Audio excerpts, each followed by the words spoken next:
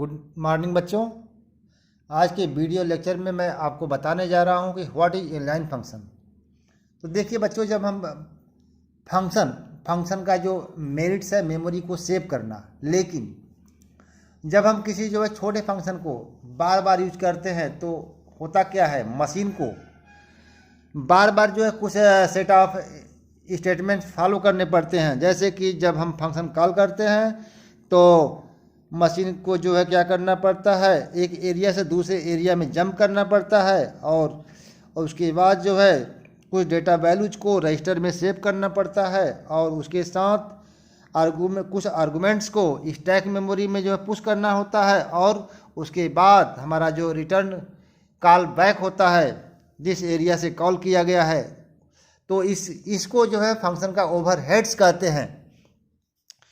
और हमारा फंक्शन जो है छोटा हो तो ओवरहेड्स जो है फंक्शन के प्रोसेसिंग के कंपेयर में ज़्यादा टाइम लग जाता है। इसको जो रिड्यूस किया जाता है जो है इनलाइन फंक्शन के द्वारा। इनलाइन फंक्शन में होता क्या है, जिस एरिया से फंक्शन कॉल करते हैं उसी एरिया में जब फंक्शन की बॉडी को कॉल्ड एरिया से अटैच कर देते हैं, इस तरह से हमारा ओवरहेड्स रिड्यूस हो जाता है।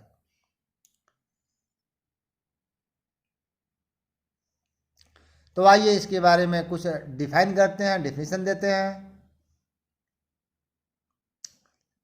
We know that using function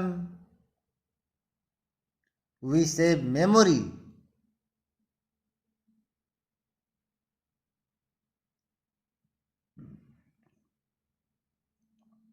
but when we call a function many times,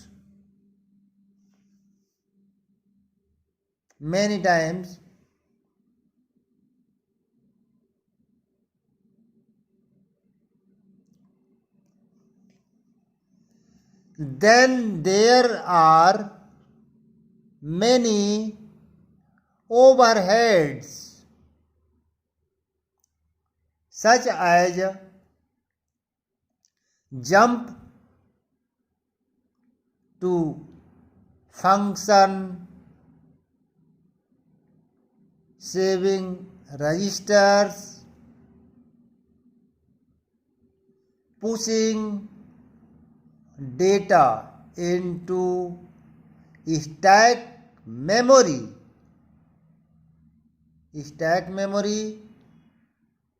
and call back। तो बच्चों ये हमारे क्या है, फंक्शंस जब बार बार कॉल होते हैं तो उनके ओवरहेड्स है। In such overheads wastage of time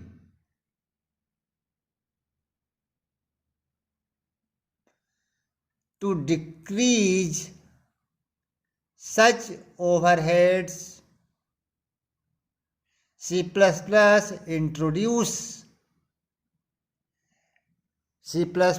introduces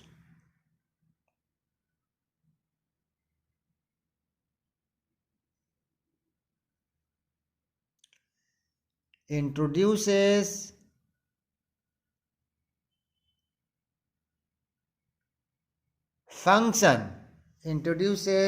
a function called inline function.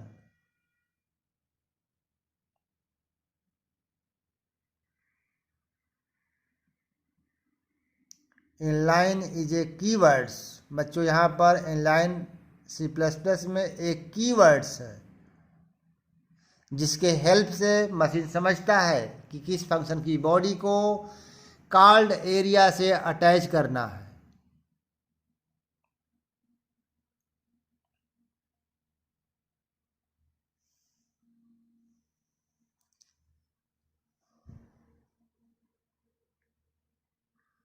When we define a function as inline,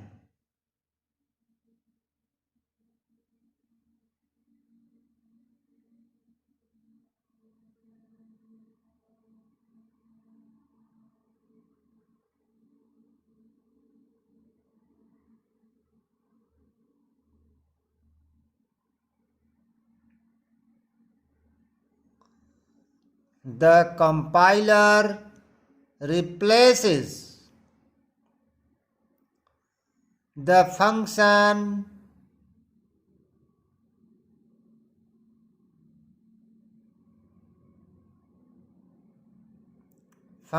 code. The compiler replaces the function code with a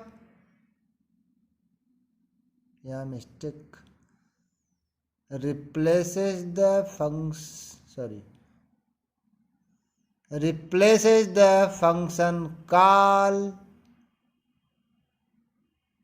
with function body या function definition जिसे कहते हैं function definition code. That's why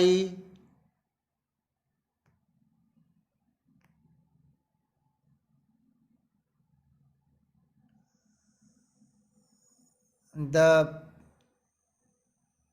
processing speed up, इस कारण से हमारा जो processing का स्पीड बढ़ जाता है. क्यों? क्योंकि ओवरहेड्स जिसमें आपका jumping to function, saving register, pushing arguments into stack and returning to the calling function, ये सारे ओवरहेड्स जो हमारे जो है होते हैं फंक्शन के, वह रिड्यूस हो जाते हैं. इस कारण से हमारा जो प्रोग्राम है फास्टर रन करता है.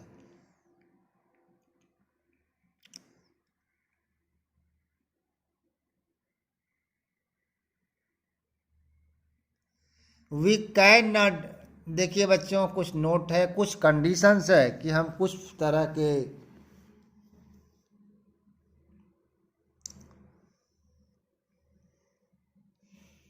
कंडीशनल जो हमारे स्टेटमेंट्स है उसके कोड को हम किसी फंक्शन इनलाइन फंक्शन के कोड में राइट नहीं कर सकते. जैसे function body involve loop statement, कोई फंक्शन बॉडी है जिसमें लूप स्टेटमेंट है, ऐसे फंक्शन को हम जो है इनलाइन फंक्शन नहीं बना सकते. उसी तरह से हमारे स्विच और गो टू जिस फंक्शन के बॉडी में यूज होते हैं उसको भी हम जो है इनलाइन फंक्शन नहीं बना सकते. और उसके साथ फंक्शन की बॉडी में अगर स्टैटिक वेरिएबल्स हैं, ऐसे फंक्शन को भी हम इनलाइन नहीं बना सकते. और हमारा बच्चों फंक्शंस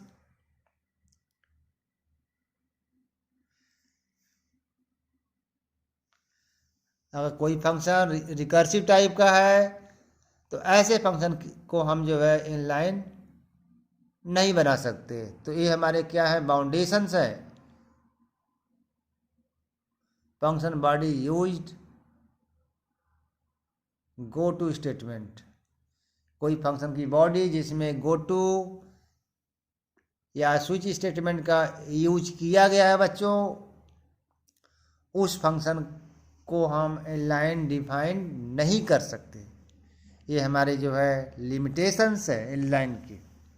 मोस्टली बच्चों आपको जानना है कि इनलाइन फंक्शन उन फंक्शन को बनाते हैं जिनका कोड जो है 1 to 2 लाइन में हम कंप्लीट कर लेते हैं विदाउट इटरेशन और कंडीशनल स्टेटमेंट्स. ठीक है बच्चों,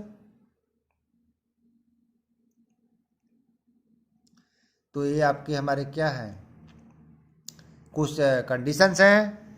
आगे देखते हैं कुछ एग्जाम्पल्स, कैसे इसका सिंटैक्स है, कैसे बनाते हैं.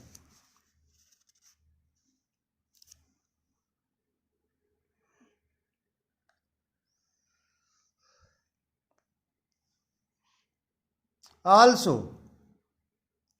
remember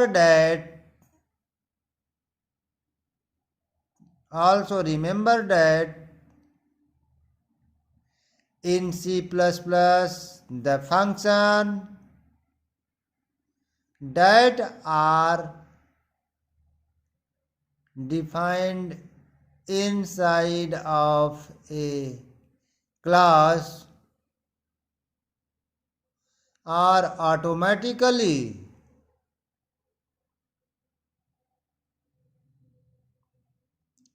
treated as inline when function body is inside of a class.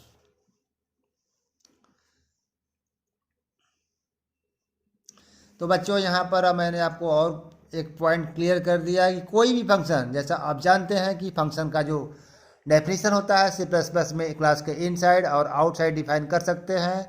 तो कोई भी फंक्शन इनसाइड डिफाइन करते हैं तो उसको मशीन ऑटोमेटिकली जो है इनसाइड डिफिनेशन डिफाइंड फंक्शन को इनलाइन फंक्शन ट्रीट करता है।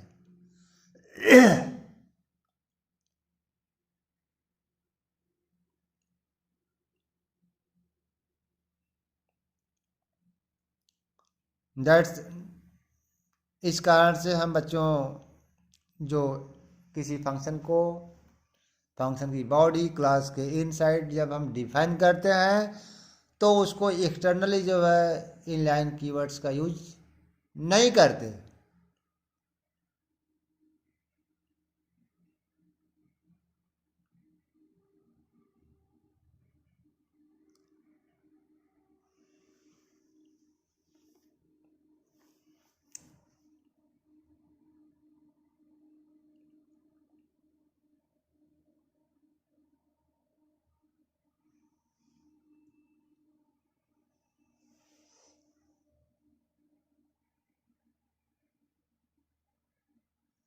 हाउ वी डिफाइन, या इसका सिंटैक्स नोट करा देते हैं बच्चों।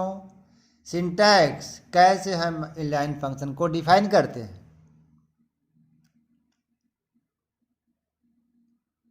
इसको इरेज कर दे नीचे। To make a function as inline function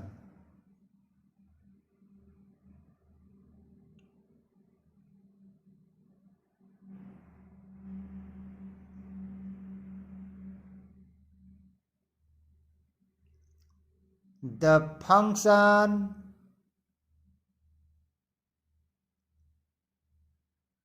name preceded by inline keyword।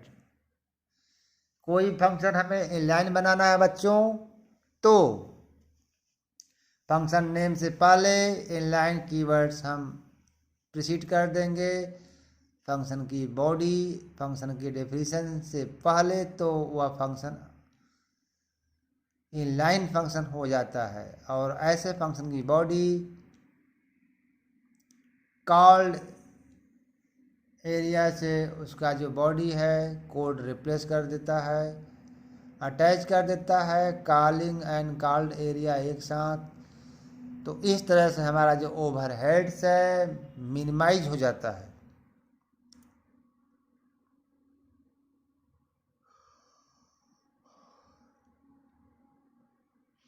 लेकिन हमारा जो फंक्शन, उसी फंक्शन को हम इनलाइन बनाते हैं बच्चों जिस फंक्शन का कोड वेरी वेरी स्मॉल होता है और जो हमने कंडीशन बताया कि go to switch static recursive type की हमारी जो है फंक्शन की बॉडी नहीं होना चाहिए।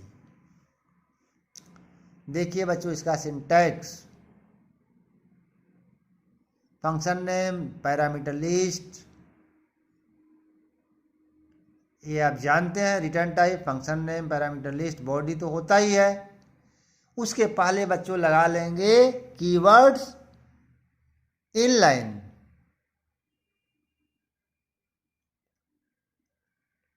स्टेटमेंट्स,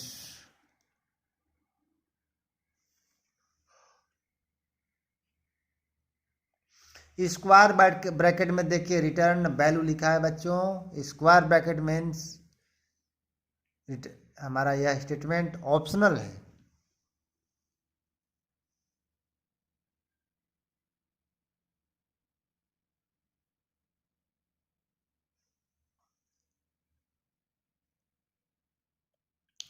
तो आइए एग्जाम्पल देखते हैं कैसे इसको यूज कर रहे हैं। For example EX dot inline एक फंक्शन है बच्चों जो रिटर्न टाइप दे रहा है इंटीजर। क्यूब निकाल रहे हैं बच्चों, ए का क्यूब, ए क्यूब होता है तो रिटर्न A⁻3 को हम ए स्ट्रिस करके लिखेंगे।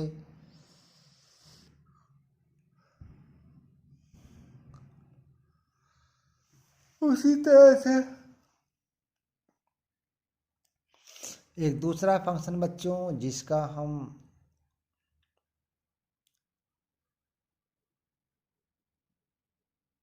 स्क्वायर निकालते हैं।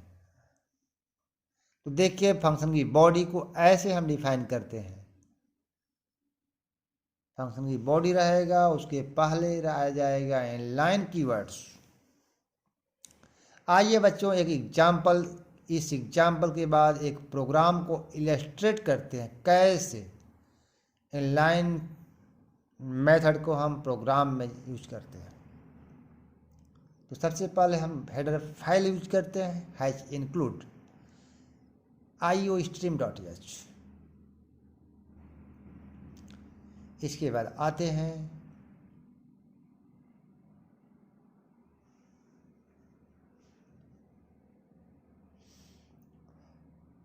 Inline cube INTA return. जो फंक्शन हमने डिफाइन किया बच्चों उसको left hand side note down करते हैं। इसके बाद सेकंड मेथड डिफाइन करते हैं inline INT square INTA parameter pass किया, return A square means A*A semicolon. ठीक है। अब आते हैं बच्चों मेन मेथड में, जिसमें हम करते क्या हैं, डेटा की एक मैसेज प्रॉम्प्ट करते हैं और जिस क्यूब या स्क्वायर का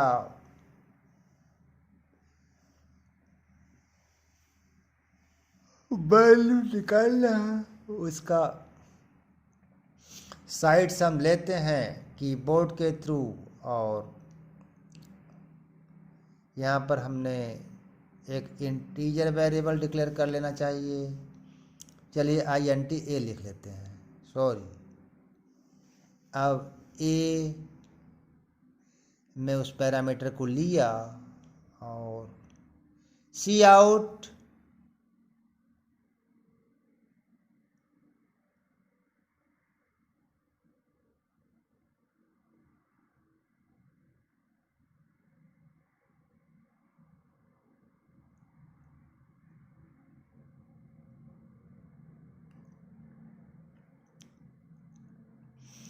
तो बच्चों इसको हम क्यूब जो फंक्शंस है उसमें पॉज करते हैं। तो Cout ऑब्जेक्ट के थ्रू हम डेटा की वैल्यू को डिस्प्ले कराते हैं।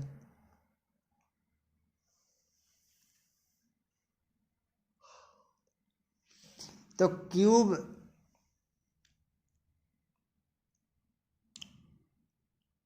तो जो भी हम नंबर पास करेंगे उसका क्यूब बताएगा और स्क्वायर बताएगा।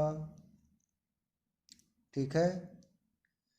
तो इसको बच्चों हमने कॉल किया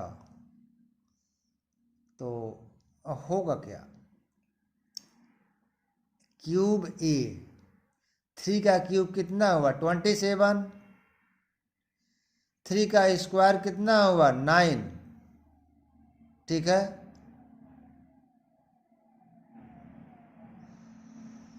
और ऐसे फंक्शन को हम बार बार कॉल करेंगे तो होगा क्या। और अब हमारा जो फंक्शन की बॉडी है कॉल्ड एरिया से अटैच हो गया है। ठीक है। अब जो है ओवरहेड्स कम रहेगा तो मिनिमम टाइम में ये आउटपुट हमारा प्रोग्राम देगा अगर हम बार बार यूज करेंगे तो।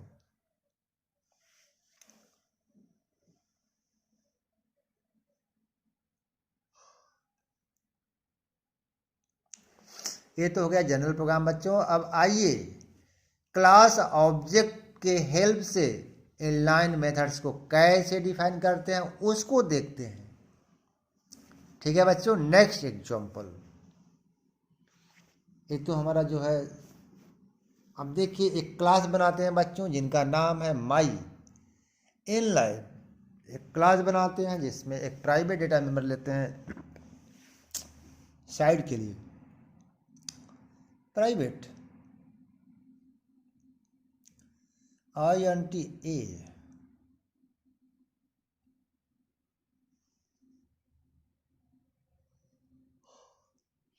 पब्लिक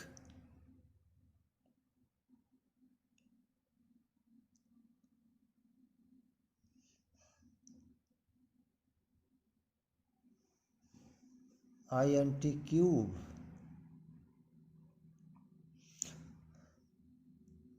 दो प्रोटोटाइप बच्चों डिक्लेयर किया। डेटा मेंबर्स, डेटा मेंबर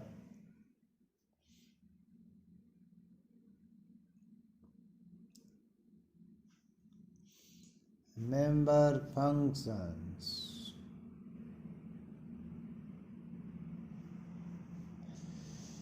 तो सबसे पहले बच्चों फंक्शन को क्लास के बाहर डिफाइन करते हैं। तो सबसे पहले आता है उसका return type, function name, sorry class name, scope resolution operator, उसके बाद फंक्शन नेम, बॉडी,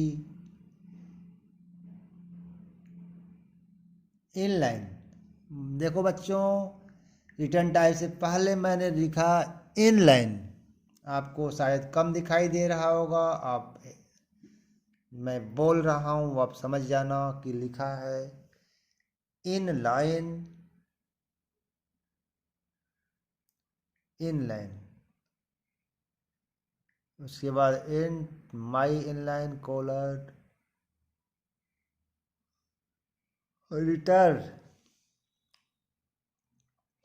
सबसे पहले बच्चों डेट इंस्टेंस वेरिएबल में लोकल वेरिएबल की वैल्यू को असाइन कर लेते हैं। उसके बाद रिटर्न ए क्यूब करते हैं। उसके बाद बच्चों आते हैं नेक्स्ट फंक्शन को डिफाइन करते हैं इनलाइन INT। इसके बाद class name my inline class का नाम बच्चों मैंने लिखा है। इसके बाद स्क्वायर फंक्शन का नाम, उसके बाद INT A1। उसके बाद रिटर्न ए स्क्वायर। रिटर्न ए स्क्वायर का अर्थ बच्चों समझिए आप, ए एस्ट्रिस्क ए। इसके बाद ब्लॉक क्लोज। उसके बाद बच्चों आते हैं इंट मेन मेथड्स में आते हैं।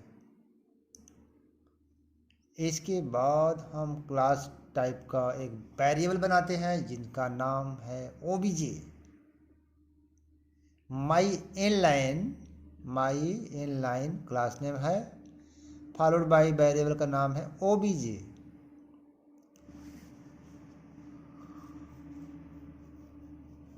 तो सबसे पहले बच्चों हम एक वैल्यू ले लेते हैं कीबोर्ड से,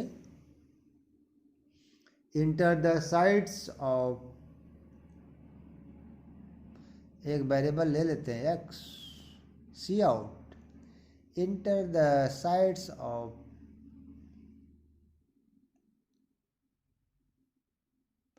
साइड की वैल्यू लेते हैं बच्चों सी इन x। उसके बाद सी आउट,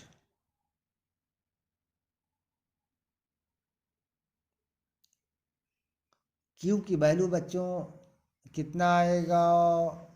हम क्यूब फंक्शंस में पैरामीटर पॉज करते हैं, कैसे कॉल करेंगे function OBJ dot method name round bracket में पैरामीटर्स, सॉरी आर्गुमेंट्स। इस तरह से बच्चों क्यूब और स्क्वायर को हमने निकाला। OBJ dot square value pass किया parameters end line semi colon.